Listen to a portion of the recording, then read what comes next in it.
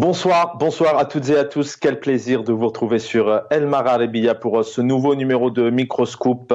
Comme chaque samedi, nous allons revenir sur l'actualité qui a dominé bien évidemment l'Algérie et puis l'actualité qui domine la France et l'international avec la disparition de ce jeune Naël de 17 ans qui a été donc tué par un policier mardi matin. On va y revenir dans un deuxième temps avec nos invités. Cette semaine, c'était aussi cette grande journée de l'Aïd, ونير دارنا صح العيد نون سلام راونا ثايريت اللي تزمت صحة. Je vous souhaite une bonne fête de l'Aïd en mon nom, bien évidemment, au nom de toute la chaîne, toute la direction, une très bonne fête de l'Aïd et puis une belle année. En tout cas, on vous souhaite beaucoup de bonheur, de joie et surtout une bonne santé. Aïdkoum Moubarak, bonne fête de l'Aïd. Donc, on va revenir sur cette grande journée. Alors, nous avons consacré 2 journées autour de cette journée. L'Aïd, effectivement, le côté festif, joyeux, avec ses mets, ce que veut dire aussi les valeurs de l'Aïd. Mais mercredi, le jour de l'Aïd, nous avons consacré un certain nombre de programmes que nous avons pu appeler les oubliés de l'Aïd. Message plutôt adressé au pouvoir, puisque les personnes qui interviennent, qui nous font l'honneur d'être présentes sur nos plateaux, bien évidemment, ils sont loin de les oublier. Il s'agit d'abord de ces personnes qui vivent en difficulté, ces personnes qui vivent seules, malades, parfois de grosses difficultés à se soigner en Algérie. Inutile de vous dire de vous dire et de vous parler des personnes qui sont en situation de handicap. On sait combien le pouvoir algérien, le système algérien, malheureusement, ne consacre pas assez, voire très très peu de moyens pour les personnes en situation de handicap. Et nous avons consacré toute une soirée aux détenus, aux prisonniers, aux journalistes qui sont derrière les barreaux, aux détenus politiques, détenus d'opinion, aux personnes qui ont dû s'exiler, qui aujourd'hui sont à l'étranger, ne peuvent pas voir leurs proches. Et bien évidemment, nous avons eu une pensée aussi pour les haragas, ces personnes qui prennent le large malheureusement dans une Algérie dite nouvelle par le président Abdelmadjid Tebboune. En tout cas, ils sont de plus en plus nombreux à tenter et à prendre le risque. On se souvient il y a quelques semaines, paix à leur âme, ils étaient très nombreux à avoir perdu la vie, notamment issus de la commune d'Atouassif, par exemple. Et dans un deuxième temps, nous reviendrons donc sur l'émotion, le drame. Mardi matin, donc un policier français donc a tué à limite à bout portant donc ce jeune de 17 ans. Actuellement, il est en détention provisoire. La justice donc fait son travail puisque les premières enquêtes sont claires. Le procureur l'a annoncé, le procureur de Nanterre, en disant que pour l'instant, tous les éléments donc étudiés, l'enquête donc permet d'aboutir sur le fait que le policier ne devait pas utiliser son arme à ce moment-là. Donc on essaiera de revenir sur ce drame et puis aussi cette crise politique, puisque depuis maintenant 4 jours, eh bien en France, ce sont donc des casses, des émeutes tous les soirs. Ils sont malheureusement aujourd'hui très très nombreux à se retrouver dans des situations difficiles, notamment par exemple les commerçants. Et puis on viendra sur le communiqué du ministère des Affaires étrangères algérien, donc qui se soucie de ses ressortissants. Nos invités, vous nous en dire 2 mots. Avec nous pour en parler, militant politique qu'on ne présente plus, Youssef Amar Khodja, bonsoir. Bonsoir Chavan, bonsoir à toute l'équipe El Magharibiya et les téléspectateurs, particulièrement nos compatriotes au pays. Donc, salam alaikum à Zulfian. Merci infiniment. On ne le présente plus aussi, il est avec nous, en tout cas je l'espère. Brahim Younsi, analyste politique, cadre du MDA de 82 à 88. Bonsoir cher Brahim. Brahim Younsi n'est pas encore avec nous, il va venir nous rejoindre dans quelques instants, en tout cas je l'espère. Youssef Amar Khodja, bien je commence avec vous. On va commencer sur cette grande journée de l'Aïd. Alors bien évidemment, on a une pensée à tout le monde, toutes ces personnes qui ont vécu des bons moments malgré les difficultés, le bonheur, la joie de se réunir, les petits cadeaux aux enfants, mais il était important pour nous et puis pour vous, je pense, de revenir sur ce qu'on peut appeler ces oubliés. Ils sont de plus en plus difficiles à vivre cette journée dans des conditions très particulières, parce qu'on a un confrère en prison journaliste. On a un jeune qui s'est exprimé sur Facebook qui est aussi en prison. D'autres ont perdu la vie dernièrement, notamment en Méditerranée, par exemple. Absolument. Donc, ma première pensée va vers les familles des détenus d'opinion et politiques. Et malheureusement, récemment, on a su qu'un ancien détenu de plus de 30 ans a succombé à cette détention en prison. Rachid Larabi, Allah yarhamou. Voilà, ces oubliés, comme vous dites, ce sont plus que des oubliés parce que ce sont des damnés de la terre sur la terre de l'Algérie qui était le rêve de Frantz Fanon. Et nous voilà donc à voir nos compatriotes, nos concitoyennes et citoyens encore dans des situations d'incarcération complètement injustes et inhumaines. Selon vous, aujourd'hui, effectivement, parlons par exemple des journalistes, des personnes qui s'expriment. Alors, il y a les journalistes de profession, on pense à Yassine El Hadi, Mustapha aussi Benjamin par exemple, qui est aujourd'hui encore derrière les barreaux, mais il y a aussi ces personnes qui informent. D'ailleurs, vous, le premier, souvent, vous nous informez, vous nous donnez des éléments, des analyses. Qu'est-ce qui fait peur avec toutes ces personnes, journalistes, personnes d'opinion qui s'expriment? C'est la plume, c'est de faire passer un message à l'international. Le pouvoir algérien en est arrivé à un point maintenant. Dès qu'on s'exprime, on doit stopper de son côté. En tout cas, elle doit stopper cette hémorragie positive pour ceux qui s'expriment en tout cas. Ça relève même d'un certain autisme collectif au niveau de l'état-major de l'armée, parce que bien sûr, les militaires algériens sont d'abord des citoyens et des citoyennes algériennes. Ce qui est malheureux, c'est une fuite en avant qu'on constate. Le fait de ne pas, au contraire, ça aurait été mieux d'encourager la transmission, c'est-à-dire cette courroie, ces corps qui transmettent le dialogue entre les citoyens et ceux qui détiennent le pouvoir. Et ces éléments-là sont, par exemple, la presse. Quand vous avez une presse libre, il y a déjà, c'est un début de dialogue. C'est un début de dialogue entre le peuple, si on peut dire le peuple, enfin les citoyens et les citoyennes en général, vers ceux qui détiennent le pouvoir. Donc, ils se coupent d'un relais important de négociation pour leur propre intérêt. C'est ça et surtout que c'est un relais de négociation qui est pacifique. C'est pourquoi le travail de journalistes, le travail des avocats, mais aussi des politiciens de l'opposition réelle, je ne parle pas de l'opposition de la mangeoire, donc d'une réelle opposition, c'est ce dialogue ou ce débat contradictoire qui fait naître les vérités, qui donne une image précise de des situations que vivent les citoyens et citoyennes dans le pays. Nous voyons la catastrophe, je vais juste faire une petite parenthèse, quand par exemple on voit un grand pays comme la Russie qui avait des fausses informations sur l'état de l'Ukraine, parce qu'il y a beaucoup de connivence dans la chaîne d'information, de remontée d'information, même des services secrets, on voit la catastrophe que fait face maintenant celle que Poutine appelait l'opération de pacification. Maintenant, c'est une grande guerre et qui risque de perdre.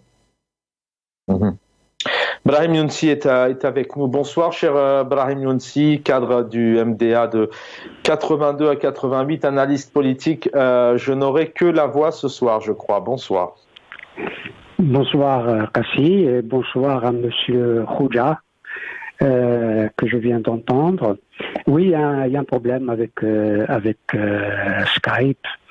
On n'arrive pas à se connecter. Voilà. Bien, donc je suis au téléphone. Et que vous soyez là, cher ami. Merci, cher Brahim Younsi, d'être Merci beaucoup. Parmi nous, c'est nous qui vous remercions. D'ailleurs, on est en plein dedans. On évoque cette journée de l'Aïd sous un autre angle. Ces familles qui sont dans la difficulté de ne pas voir leurs proches. Alors, il y a l'affaire Yassine El Hadi, bien évidemment. on a une pensée pour sa famille, mais qui dit Hassan El-Qadi, je le disais à Youssef Amal Khoja, c'est aussi tous ces détenus d'opinion politique, ces personnes intimidées aujourd'hui. Donc il fallait encore revenir là-dessus. On en parlait mercredi dernier. Brahim Younsi, effectivement, vous aussi, vous avez une pensée pour ce que le pouvoir peut peut-être appeler les oubliés, parce que je sais que vous ne les oubliez pas. La situation aujourd'hui en Algérie, le pouvoir est de plus en plus draconien, avec notamment ces personnes qui tentent de s'exprimer. Il est plus que draconien, parce que un jour comme celui de l'Aïd est un jour qui signifie le pardon, même si alors que les détenus d'opinion, les détenus politiques n'ont commis aucun acte répréhensible. Ils ont défendu des idées, et exclusivement des idées. Je ne connais pas un seul de ceux qui sont en prison pour leurs opinions qui ait commis un délit quelconque d'une manière ou d'une autre. Aucun. Alors que la Constitution reconnaît le droit à tous les citoyens d'exercer le politique, de dénoncer ce qui est contraire précisément à la loi, à la Constitution, etc. Alors que celui qui enfreint les lois et la Constitution, c'est bien le pouvoir en place. Et évidemment que je ne peux qu'avoir une pensée à tous ces détenus, et j'ai aussi une pensée, permettez-moi de le dire, parce que je les considère, étant donné la situation de l'Algérie, bien entendu, à l'exception de ceux que vous connaissez, les généraux qui sont en prison, les anciens hauts fonctionnaires, les anciens ministres, etc., et d'autres encore, les vrais criminels qui sont en prison, mais vous avez la multitude de détenus politiques dits de droit commun qui ne devraient pas être en prison. Tout simplement parce que ce que l'on appelle la justice algérienne est tellement sévère contre un citoyen algérien, un Algérien, parce que la citoyenneté, je n'ose pas trop en parler, un Algérien, surtout les jeunes, commettent un larcin, ou pas du tout. Et puis, ils se retrouvent enfermés pour des mois, voire des années, hélas.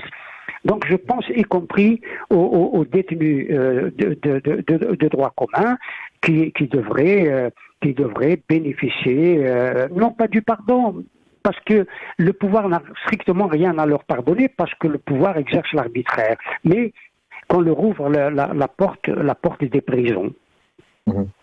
Dans cette Algérie dite nouvelle du président algérien, avec cette échéance qui devrait normalement arriver, même si malheureusement alors nous journalistes à l'étranger, mais aussi les Algériens et les Algériennes, les premiers concernés sont vraiment dans le flou et dans le silence total, puisque le pouvoir parle très peu, fait tout apparemment pour créer vraiment le flou et le silence et l'opacité totale derrière cette échéance présidentielle, mais derrière cette nouvelle Algérie, comme on nous parle maintenant depuis plus de 3 ans et demi, notamment le président algérien.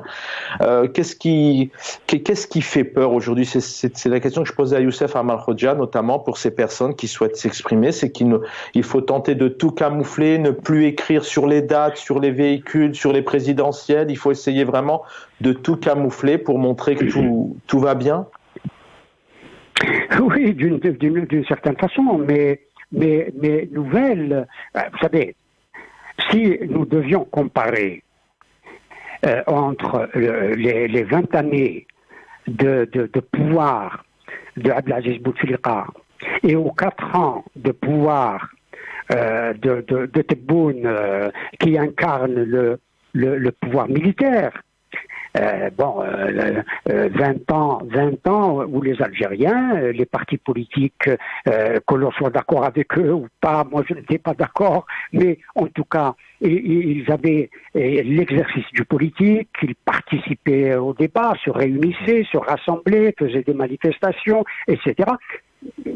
Je ne connais pas Rarement. Bon, il y avait bien entendu des atteintes aux droits de certains journalistes. Je pense notamment à Béchico, voilà, particulièrement Béchico. Mais globalement, les journalistes écrivaient. La presse était relativement libre. La société aussi. Les partis politiques débordés d'activités, faisaient des rassemblements, dénonçaient le pouvoir, etc. Pas un seul chef de parti n'a été mis en prison. Aucun parti n'a été interdit, etc., etc. C'est dire que l'Algérie nouvelle, par rapport à celle de Abdelaziz Bouteflika, il faut dire que cette Algérie nouvelle de Tebboune est une Algérie faite de répression, faite d'arbitraire, faite de tristesse, faite de malheur, avec les morts, et les morts que nous ne comptons plus, Fahar et d'autres encore, qui sont morts en prison. C'est dire que ce pouvoir qui est en place incarne la mort. Voilà. Il n'incarne rien d'autre à mes yeux que la mort, et la mort de l'Algérie, parce qu'on le voit.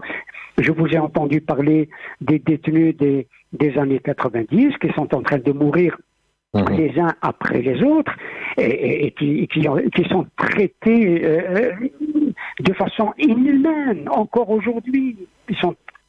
Même quand ils sont malades, ils ne sont pas soignés. Youssef Amar Hoxha, vous rejoignez aussi le sadisme de ce pouvoir. Le sadisme de ce pouvoir, un pouvoir qui incarne la mort, pour reprendre les termes de Brahim Younsi. Youssef Amar Hoxha, c'est vrai que maintenant régulièrement, malheureusement, hélas, puisqu'on aimerait voir et entendre autre chose, mais c'est vrai qu'on nous parle souvent d'une période que vit actuellement l'Algérie avec ce pouvoir, et la période la plus dure, la plus noire à plusieurs niveaux, sachant quand même que l'Algérie a quand même vécu des périodes très très difficiles depuis son indépendance territoriale. Vous faites ce même constat. On a vu dernièrement des enfants mourir dans le cadre d'inondations. Effectivement, pas de ministre, pas de chef d'État qui se prononcent. On a de plus en plus de jeunes qui prennent, et de familles entières et des femmes qui prennent le large, ce qu'on appelle les haragas. Vous faites ce constat, c'est une Algérie noire aujourd'hui, la plus noire que les Algériens vivent? Je pense que c'est peut-être une comparaison inadéquate, parce que on compare... Par exemple, citons la période des années 90, je pense que c'est la grande tragédie de l'Algérie contemporaine. Donc, j'espère que ne jamais retourner dans ce genre de situation pour notre pays, pour mon pays et pour notre peuple.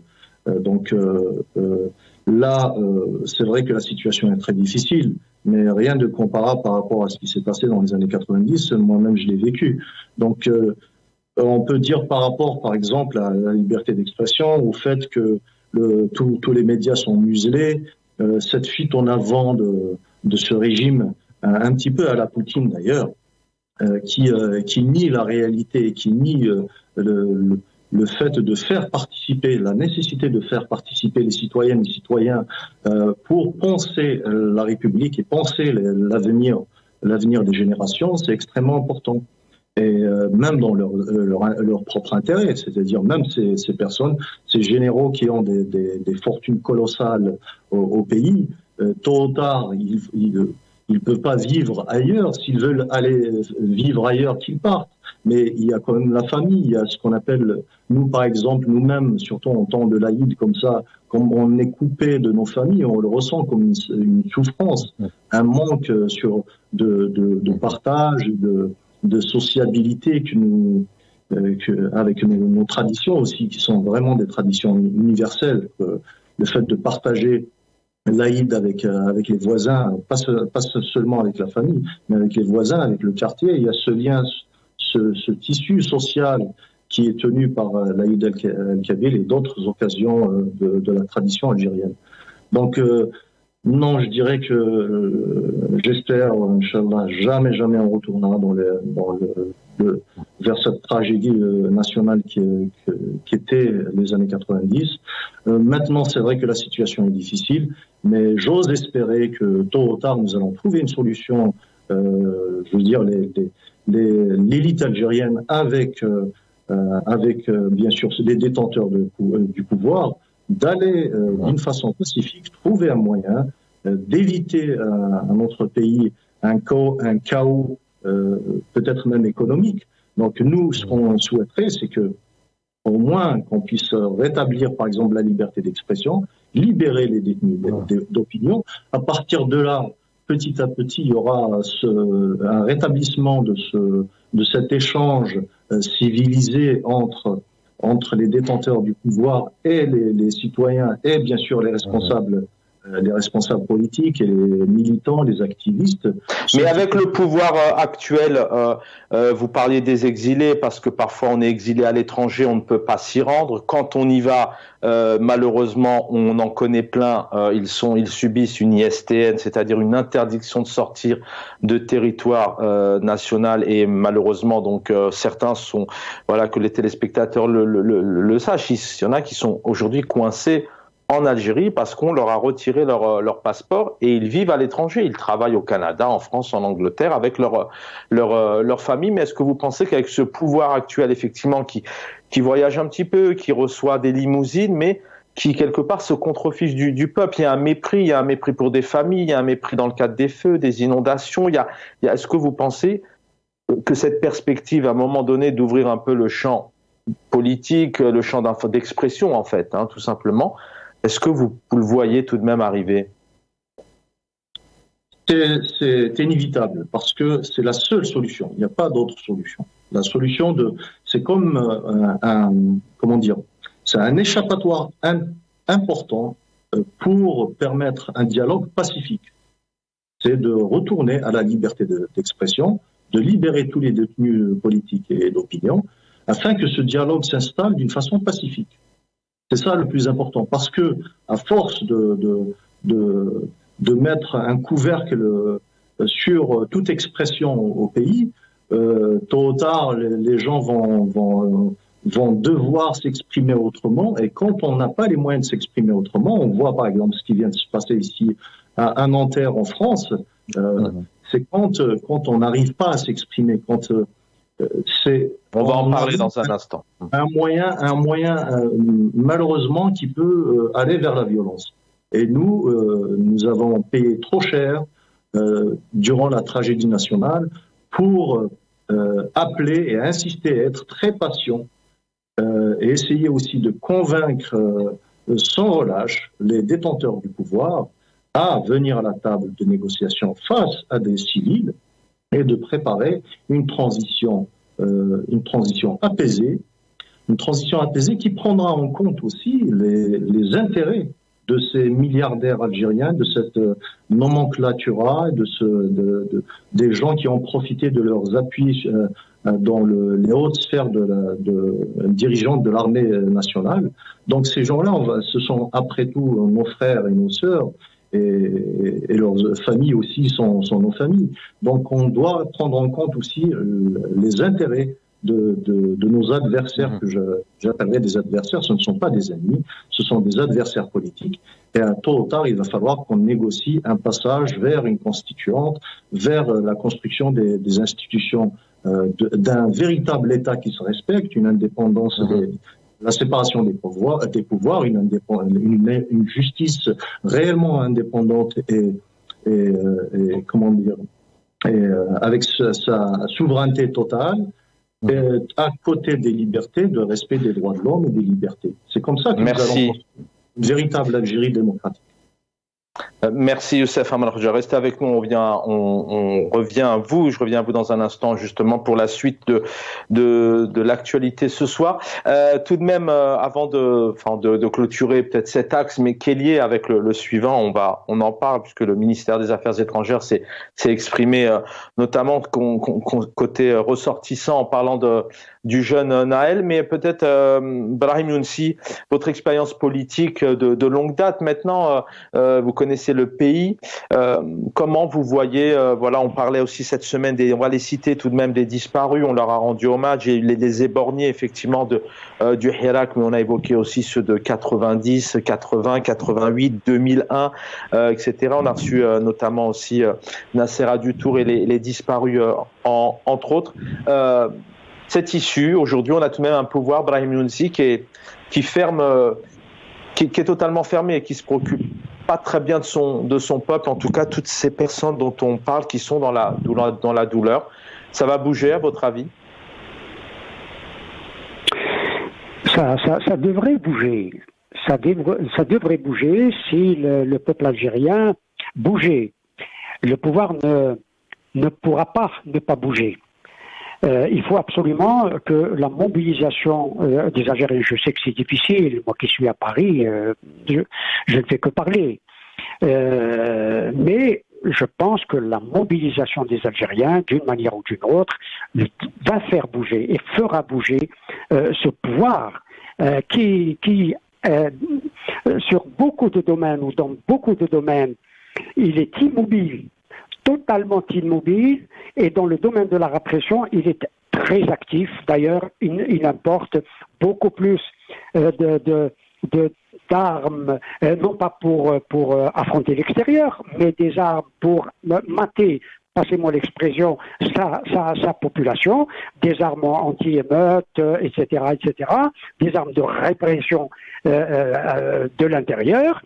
Et c'est un pouvoir, sincèrement, dont je ne vois pas la disponibilité à dialoguer, à discuter. Il est dans la répression. Il n'est que dans la répression, il n'est pas dans le dialogue, ni dans la perspective d'un dialogue.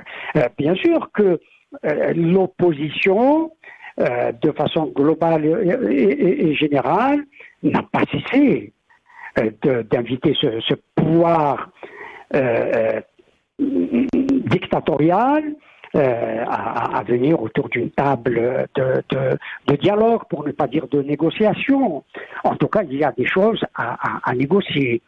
Il y a des choses à négocier. Et il faut absolument que ce pouvoir se dévêtisse de son gris et de ses rangers pour venir de façon civile discuter avec ceux qui le contestent, avec ceux qui veulent changer d'abord le pouvoir, la façon de gérer l'Algérie et de l'existence d'une opposition. Et on pourra se mettre d'accord, étant donné que nous sommes dans une situation extrêmement difficile sur le plan économique et social notamment, sur un plan de sauvetage de l'Algérie, parce que l'Algérie nous concerne tous, mais il faut absolument que l'on sorte de la répression et de la pure répression.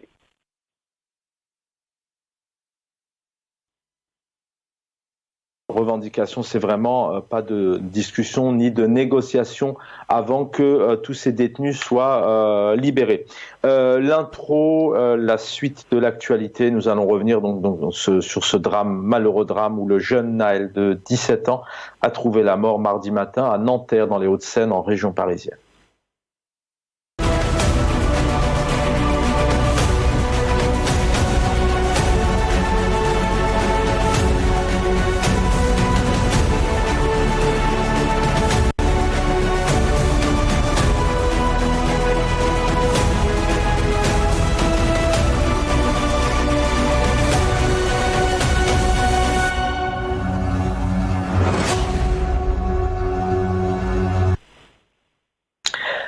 Le jeune Naël qui a donc perdu la vie en recevant une balle de la part d'un policier. Je le disais tout à l'heure, ce policier derrière les barreaux en détention, puisque les premières enquêtes, le procureur l'a annoncé clairement, il ne devait pas donc utiliser son arme, voilà, pour être clair un peu dans la conclusion de ce qu'a dit le procureur. Il y a l'émotion, bien évidemment, on en parle maintenant depuis mardi, mercredi, jeudi, aujourd'hui, hier dans nos antennes. Il y a toujours l'émotion. L'inhumation a eu lieu cet après-midi. Alors pas d'image parce que la famille a demandé clairement à ce qu'il n'y ait pas de presse du tout et pas d'images. J'ai eu le plaisir et l'honneur, bien sûr, d'assister aux obsèques. Mais voilà, pour le respect de la famille, ça va de soi. Nous ne diffuserons pas et nous n'avons pas d'images, tout simplement, parce que nous n'en avons pas pris. Nous allons faire réagir nos invités, effectivement, sur 2 points. Youssef Amal Khoja, je commence par vous. D'abord, un mot sur ce drame.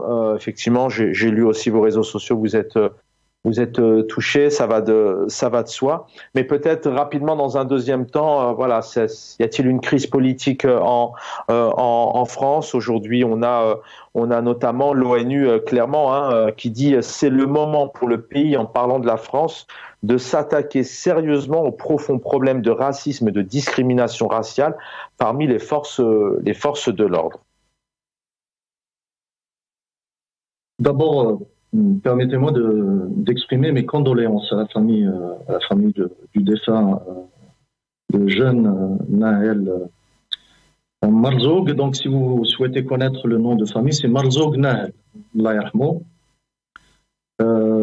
Et toute mon admiration à sa maman qui avait montré un sens de la dignité remarquable en appelant au calme, et puis même ce matin en disant qu'elle n'appelait pas contre la police, mais c'est juste pour faire justice et appliquer la loi au cas de la mort de son fils par un policier qui l'avait tué. Donc c'était clair et net.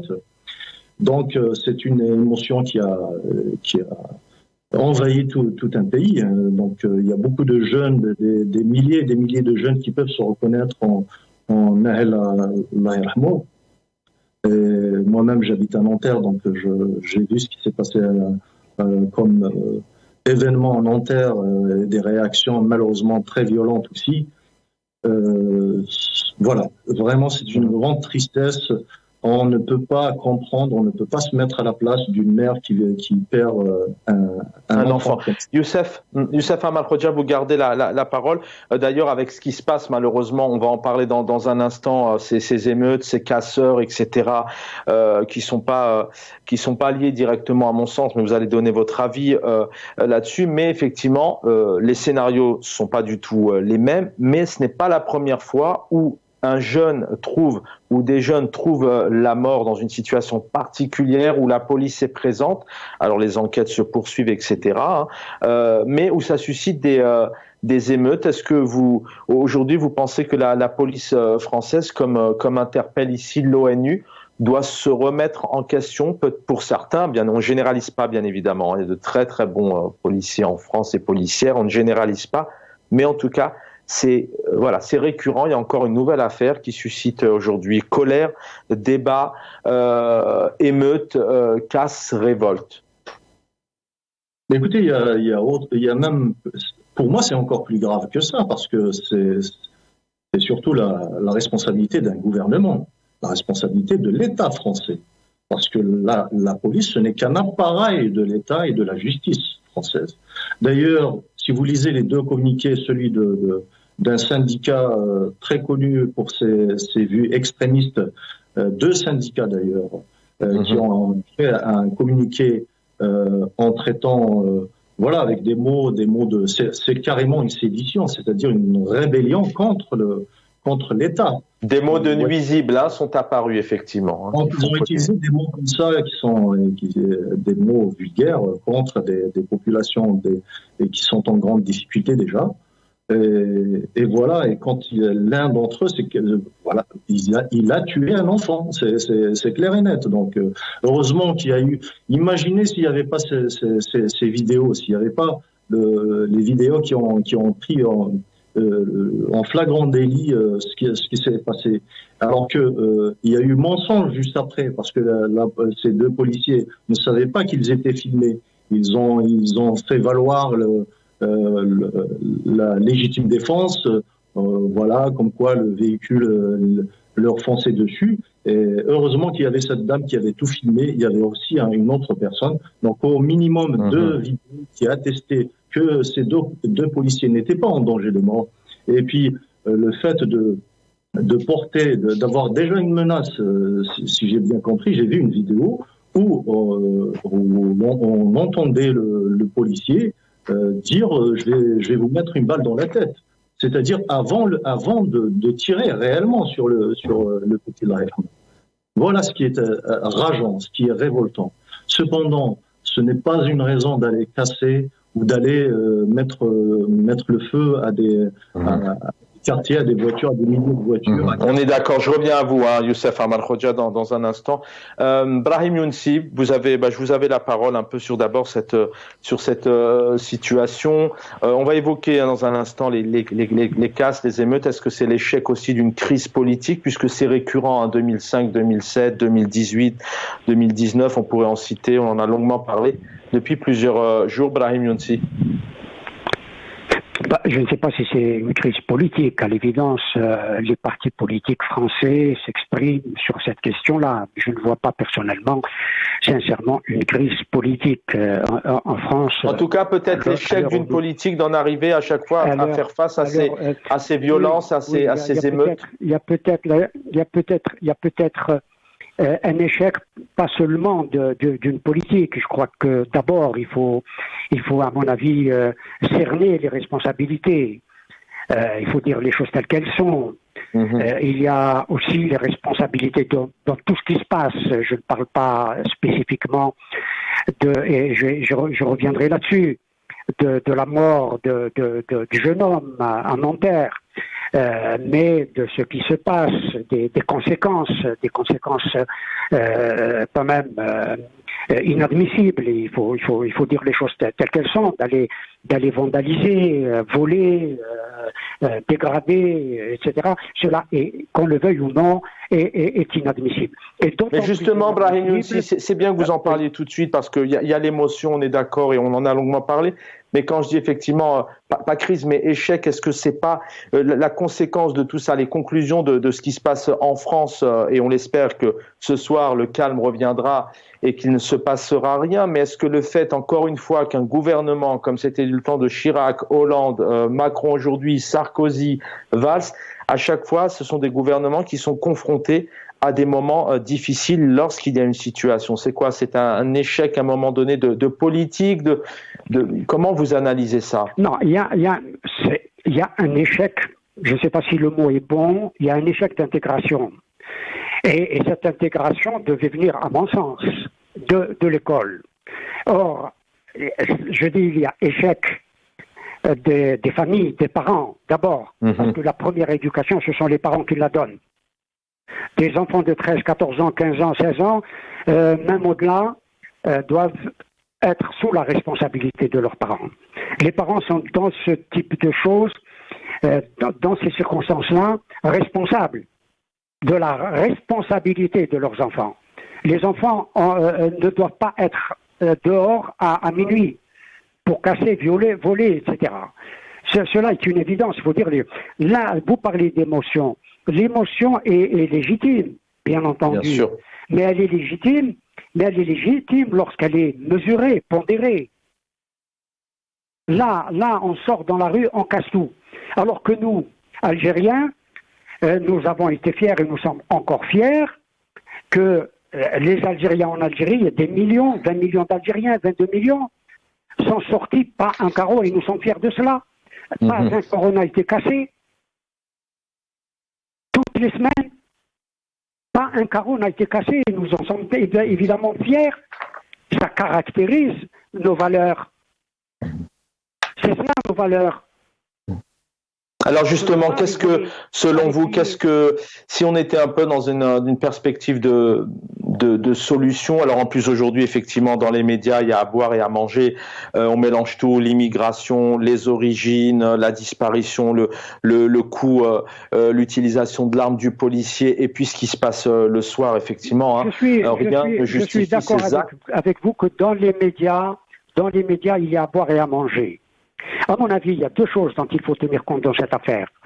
Deux choses importantes, à mes yeux en tout cas, très importantes. Un, la déclaration, la prise de position du président de la République française, qui a dit, et qui a enfreint d'une certaine manière la sacro-sainte séparation des pouvoirs. On lui reproche. Oui, ben justement. Mais il l'a dit. Il l'a dit, et c'est extrêmement important. Qui a finalement enfreint la séparation des pouvoirs entre le pouvoir exécutif et l'autorité judiciaire. Et il a mis l'autorité judiciaire, si on l'appelle autorité judiciaire, c'est pour la mettre en dehors des luttes politiques, justement, et de la tentation d'un pouvoir de gouvernement des juges.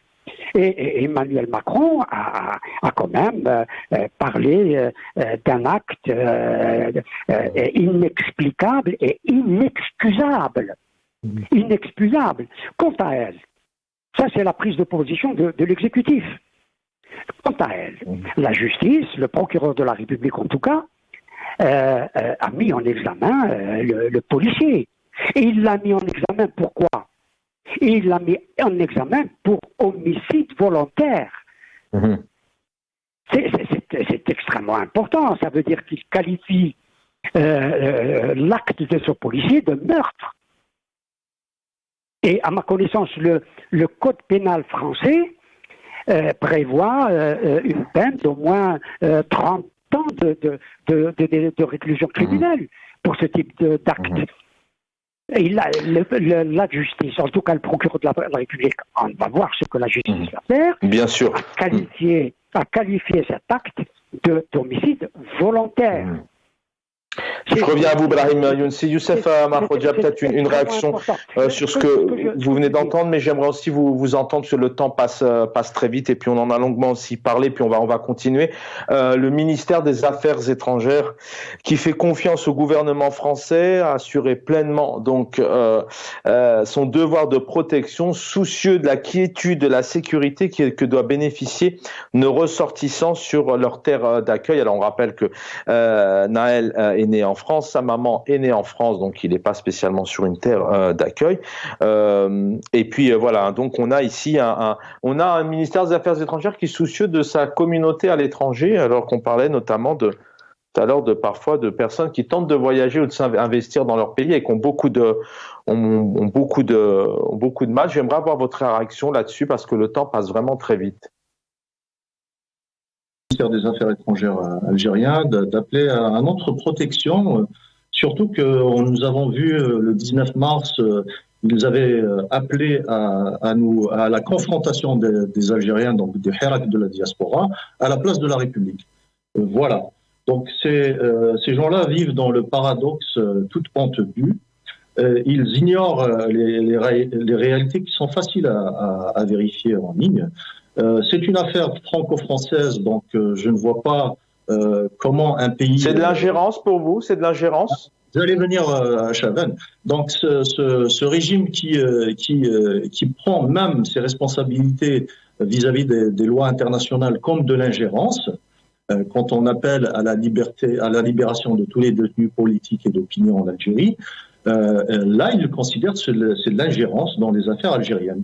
Et là, c'était un adolescent français, né d'une mère française, qui a été tué par un policier. Donc c'est une affaire franco-française. Et voilà, le ministère des Affaires étrangères algérien intervient. C'est pas de l'ingérence, c'est quoi? J'aimerais bien qu'on comprenne. Moi, je défends pas qui que ce soit ici. C'est juste, je défends la cohérence et la logique des choses. Au moment où nous demandions juste d'être respectés en tant qu'Algériens et résidents en France pour exprimer une opposition au régime algérien à Paris, parce que toute autre opposition a été muselée au pays. D'ailleurs, c'est de notre devoir d'exprimer l'exprimer ce qui ne peut pas être exprimé au pays par nos compatriotes. Et à ce moment-là, je rappelle ce ministère des Affaires étrangères qui me fait rire, que à ce moment-là, ils nous ont envoyé une certaine Baltaguia pour un affrontement violent à la place de la République. Donc moi-même, j'étais témoin. Heureusement qu'on a fait qu'on est resté légaliste, on a fait de telle sorte que les deux rassemblements soient évités. Et donc, on a fait le nécessaire, on a même fait venir des avocats pour témoigner des éventuelles violences qui auraient pu se produire sur la place de la République. Donc, voilà le discours paradoxal et risible du ministère des Affaires étrangères de la mafia d'Alger. Brahim Younsi, une réaction sur le gouvernement algérien qui se soucie de ses ressortissants? Bon, c'est du pur opportunisme. Je crois que c'est un appel, comme on dit, un appel aux Algériens de France, alors que les Algériens de France, même quand ils sont porteurs d'un passeport français, connaissent ce système et en souffrent, notamment quand ils rentrent en Algérie pour passer des vacances. À l'évidence, ce jeune Algérien ou d'origine algérienne est français, et je pense qu'il l'est à 100%, notamment lorsqu'il se trouve sur le territoire français. Le pouvoir d'Alger a tenté de nationaliser cette affaire et de se faire, alors qu'il réprime et tue en Algérie lui-même. Il y a eu beaucoup de morts. Et on peut imaginer peut-être que, si cette vidéo elle avait été divulguée en Algérie par un Algérien, on pourrait peut-être connaître le sort de ce lanceur d'alerte, parce qu'il y en a eu en Algérie des lanceurs d'alerte qui sont derrière les barreaux. Oui, tout à fait, justement, c'est que, à mon avis, le pouvoir d'Alger n'a pas suffisamment de crédit pour pouvoir intervenir sur ce type d'affaires. Il est totalement discrédité. Et puis, bon, il a voulu saisir une opportunité. Et à mon avis, il a commis une grave faute politique et diplomatique. Merci Brahim Younsi d'avoir été avec nous. Youssef Amar Khoja, merci d'avoir été avec nous. Les 5 dernières minutes viennent nous rejoindre. Tahar Sisfi, bonsoir. Bonsoir Chaban, bonsoir à tous les téléspectateurs. Merci de m'avoir invité. Merci. Il est important pour nous. On donne vraiment la parole à un maximum de personnes. Alors demain, c'est le 2 juillet, donc 5 juillet. Le rassemblement est maintenu. Il faut savoir qu'en France, depuis maintenant 48 heures, les plus grands concerts ont été annulés, des soirées, des manifestations sportives, culturelles. Par contre, vous confirmez que demain, il y a un rassemblement et une marche qui a lieu à Paris? Effectivement, j'ai une très très bonne nouvelle à annoncer à tous les téléspectateurs et tous les militants. Donc demain, nous avons l'autorisation pour organiser notre rassemblement. Donc c'est important de venir nombreux parce que c'est une marche historique. C'est une marche historique dans un contexte historique aussi, parce que aujourd'hui, le pouvoir totalitaire d'Alger essaie par tous les moyens de déstabiliser le pays par des conneries, par sa façon de gérer les choses, par le positionnement sur le plan géopolitique. Donc c'est important aujourd'hui de montrer, de venir nombreux pour montrer que la révolution et les révolutionnaires sont toujours sur le terrain de la lutte pour les mêmes objectifs que le 16, et le 17 et le 22 février 2019. Donc nous n'avons pas changé, nous n'avons pas reculé sur les objectifs de la révolution, à savoir la consécration d'une démocratie effective, parce qu'aujourd'hui, des milliers de nos militants se trouvent en prison, tout simplement parce que ils ont rejeté un pouvoir totalitaire, ils ont rejeté une junte militaire, ils ont rejeté une police politique qui ne veut pas abandonner, qui ne veut pas laisser le peuple choisir ses représentants. Mais le deuxième objectif de notre révolution reste toujours en fait la consécration d'un état de droit, parce que aujourd'hui la justice obéit plus à des instructions en fait de la police politique et de la junte militaire que aux lois écrites qui n'ont aucun sens. Je profite de votre présence. Vous avez suivi bien évidemment l'affaire de ce jeune Naël, paix à son âme, mais une réaction. Le ministère des Affaires étrangères, pour vous, qui fait une sortie, alors la question d'ingérence se pose. Quand on lui dit de faire attention aux libertés en Algérie, dit attention, mais l'État est souverain, ne vous occupez pas de nous. Je vais très vite un peu, je schématise. Ça vous fait sourire le fait que l'Algérie, le pouvoir algérien se soucie de ses ressortissants? Ou vous rejoignez plutôt... Vous savez très bien hein, qu'ils ne savent même pas ce qui se passe en fait en France, ni leur ministre des Affaires étrangères, ni leur consul. En fait, en général, les consuls s'occupent en fait de leur famille, de leurs amis et de la base sociale du régime, c'est-à-dire le consulat et les consulats et les ambassades, c'est des éléments qu'on utilise parmi d'autres hein, pour recruter en fait la base sociale du régime. Aujourd'hui, des millions d'Algériens ne peuvent pas rentrer en Algérie parce qu'ils ne sont pas d'accord avec le pouvoir totalitaire d'Algérie. Voilà, c'était ma question. Comment il nous reste 2 minutes. Tal, si justement vous d'autres Algériens ne peuvent pas quitter le territoire national une fois rentrés parce qu'il y a des interdictions de sortie de territoire. Le pouvoir a toujours utilisé la violence contre ses enfants. Tous ses enfants, hein, à l'extérieur ou à l'intérieur. Aujourd'hui, j'ai beaucoup d'amis qui sont militants, qui sont condamnés à une prison à ciel ouvert en Algérie. Hein, ils ne peuvent pas quitter le territoire, tout simplement parce qu'ils ont une interdiction de sortie de territoire. Donc ça, c'est la réalité. Après, le pouvoir totalitaire essaie de se maintenir comme il peut, même si en réalité, ce pouvoir, il est mort. Il est mort, il est fini. Bien, il est fini. Et il l'a montré. Donc demain, Tal, si c'est demain, c'est quelle heure et où? Donc demain, nous avons une marche qui va partir de la place de la République jusqu'à la place de la Bastille.